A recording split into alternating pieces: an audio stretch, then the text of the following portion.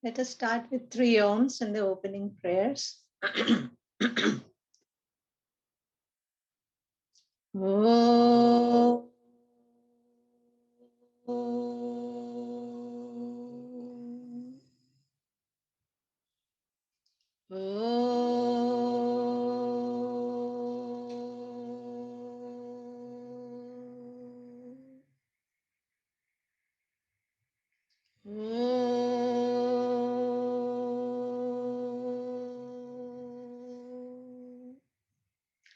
Om Sahana Vavatu Sahanau Bhunaktu Sahaviryam Karavavahai Tejasvinavadhitamastu ma vidvishavahai. Om Shanti Shanti Shanti. समस्त जन कल्याणे निरतं करुणामयं नमामि चिन्मयं देवं सद्गुरुं ब्रह्म विद्वरं हरि ओम. Welcome everybody. Let us start chanting the Dhyana mantra and we will talk about it.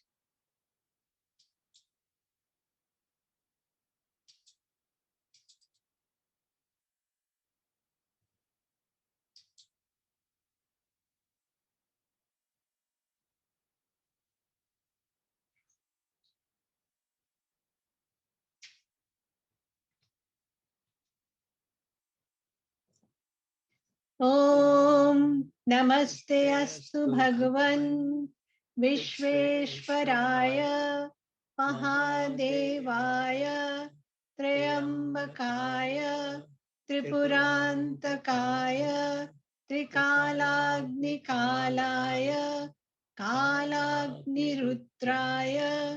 नीलकण्ठाय मृत्युञ्जयाय सर्वेश्वराय सदाशिवाय श्रीमन्महादेवाय नमः.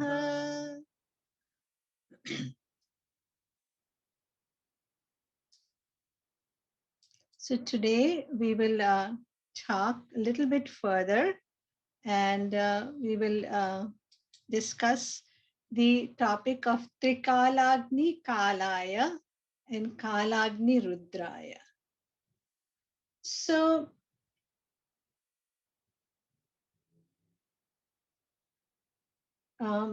it is said that Chitragupta, he kept an account of all the karmas of all the human beings, all good, all bad karmas, and otherwise, all kinds of karmas. And he does that for every jiva. And when the time is up, the jiva drops the body. And when the time is right, jiva takes a new birth. So it is said that Lord himself is the Chitragupta.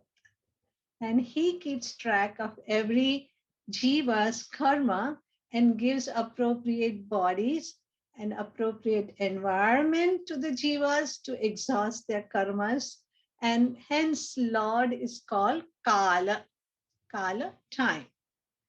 And Bhagwan keeps these karmic accounts of the jivas, and he even brings the jivas together to interact and exhaust their karmas. So he's Kala. Kala also means events, events like birth, changes, different kinds of changes in life, and of course, death. And all this happens with the grace of that Lord. And that Lord again is called Kala. The snakes on the form of Lord Shiva, they symbolize time, and time destroys everything. The snakes, they also symbolize the mastery of Bhagwan over time and over death. So he's also called Mrutyunjaya. The word for Bhagwan at that time is called Mrutyunjaya, victory over death. Bhagwan is also called Karma Kala Vit. the knower of the right time. So when we do the karmas, different kinds of actions, but even rituals for that matter, the jivas do, and God decides when to give the karma phala to the jivas, when is the right time. So he's called karma kala, with the knower of that time when to give those karma phala. God is also called Kala Kala. Kala Kala means death of death. Paramatma controls the Maya. Maya does not control Paramatma. And in Maya, there is creation, there is sustenance, and then there is destruction. So Bhagwan is the overall controller of Maya and all these actions. So Upanishad says, in one of the Upanishad, it says that it is by the fear of that Lord that these phenomenon forces, fire, water, earth, sun, moon, it says by the fear of that Lord, the wind blows, the sun rises, the fire and Indra do their work, and even Lord Yama runs and does his duty, and so many times in the day. In another Upanishad, death is described as like a pickle. You know, the pickle that we eat in our food is a pickle for the Lord. For us, death is so terrifying. We lose everything at the time of death, our near and dear ones, our possessions. We are separated from everything, and we are very scared of death. But death is actually scared of the Lord. And we say, why so? Because when pralaya happens, all the devatas also merge into the Lord, including Lord Yama. So that Supreme Lord is indestructible, imperishable, pure consciousness. Satchit Anand is the nature of that Supreme Lord. And birth and death are mere appearances or play in that pure consciousness. So Lord Shiva becomes the death of everyone, the entire universe. The asuras also go, all the beings in the creations, they also go, all the devata also go, including Yama, as I said. So he is the Lord of destruction. And in this form is the presiding deity of fire. So he's called Kal Agni, Kalagni Kalaya. So that is one of the names of Lord Shiva. Now, life as such is very uncertain, very difficult to decide when what is going to happen. So life is very uncertain, but death is certain. Whoever is born has to go. So when we understand death and we have a right perspective, then we lose the fear of death. I'll tell you a short story. Once there was a sick man who was terminally ill. He had a few days to live and he was resting in his room. So when the doctor came for the home visit, this man was resting. So his servants took the doctor to the patient's room to meet him. But along with that, when they were all walking to the room, his pet dog also was very excited. And as soon as the door opened to that room where the patient was, the dog ran inside and he was so excited. He went around the bed, making noises, wagging his tail, and he tried to climb up on the bed. And the master was gently petting the dog. The doctor saw all this, but he continued to do whatever he had to do, give medicines or injection or whatever that he had to do. He saw that the master was very happy when he was petting the dog. So he asked the master, there are just a few days left for you. Are you anxious? He said, "You will drop this body, and the end appears to be quite near. Are you anxious?" And the patient replied very, very beautifully. He said, "Doctor, did you see this dog come into the room? Was he not excited before when you came to this room? Why was the dog so excited? Because he knew that when the door opens, he's going to see his master. Was there any fear or disappointment in the dog? No. In the same way, he says, I know that this body is going to drop. Death is going to come and open the door for me, and my master is waiting for me there.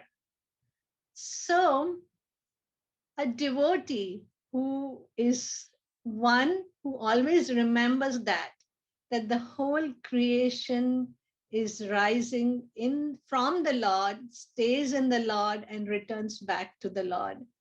We came from the Lord, we are sustained here by the Lord, and we will go back to that Lord.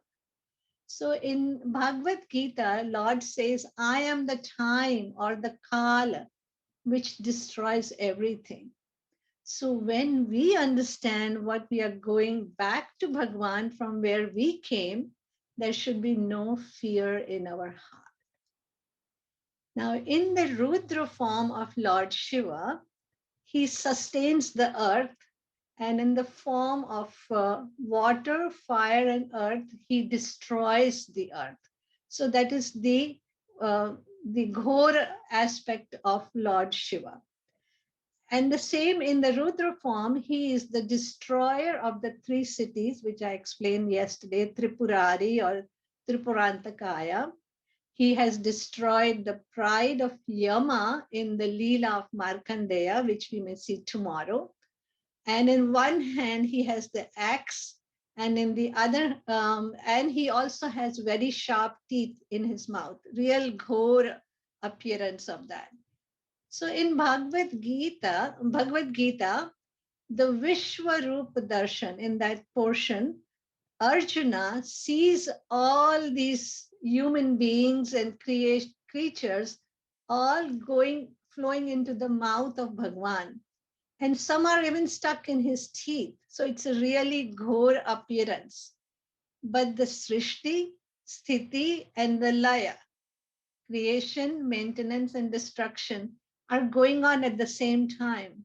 This is the Rudra or the Ugra Swarup of Lord Shiva. And he's also called Sharava Rupa of Lord Shiva. So there is, I don't know if many of you have gone to Ujjain or not in Madhya Pradesh, but in Ujjain, Madhya Pradesh, the one of the 12 Jyotirlinga is in Madhya Pradesh in Ujjain, and it is called Mahakaleshwar. The name is Mahakaleshwar. Ujjain is considered like the Greenwich of India. Like we have the Greenwich time in the UK, it's called Greenwich of India. Why? Because the Tropic of Capricorn that goes around the globe and the longitudinal meridian, the zero meridian longitude, crosses and at that intersects at Ujjain. So Ujjain is called the navel of the earth. And from the astrology point of view, Ujjain time is considered the perfect time to predict the future. So it is 29 minutes behind the Indian Standard Time. And they use that Ujjain time to predict the future. So our great rishis, they were not only masters of spiritual practice, but they also used science through spirituality. And they call that temple Mahakal, Mahakaleshwar. And we have the Swayambhu, it is a Swayambhu linga over there, and this is in Ujjain. So let us meditate on this immortal, indestructible, unborn, unchanging, undying consciousness. We don't have to get scared of the kala or the time, but let us realize our true self. And may that grace of Mahakala be with us and make us fearless, fearless to face every day, but fearless to face even death. Hari Om.